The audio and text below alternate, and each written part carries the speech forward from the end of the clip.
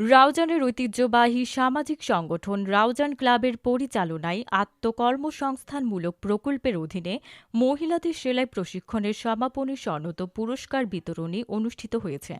একই সঙ্গে রাউজান ক্লাবের জাকাত তহবিলের উদ্যোগে অসহায় মানুষের মাঝে ঢেউটিন সেলাই মেশিন, বিবাহ, চিকিৎসা, শিক্ষা খাতে আর্থিক সহায়তা প্রদান করা হয়। শুক্রবার ২৪শে জানুয়ারি রাউজান ক্লাবের উদ্যোগে ক্লাব কার্যালয়ে আয়োজিত অনুষ্ঠানে সভাপতিত্ব করেন রাউজান ক্লাবের সভাপতি ডাক্তার মোহাম্মদ ওমর ফারুক।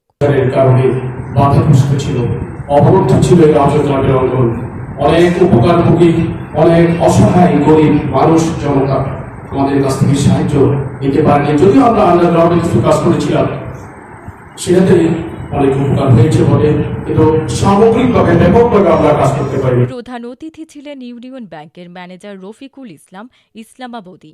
এ সময় উপস্থিত ছিলেন Shamsuddoha, Abdul Wahed Chowdhury, Masum Chowdhury, Abdur Rahim, S M Jafar Chowdhury, Rizwan Chowdhury, Rubel, Shafi Sikdar, Mohsin Ali, master Nazim Uddin, Imran Chowdhury, Mamun, Mohammad Nizam Chowdhury, Nasir Uddin Khorshed Chowdhury সহ আরও অনেকেই।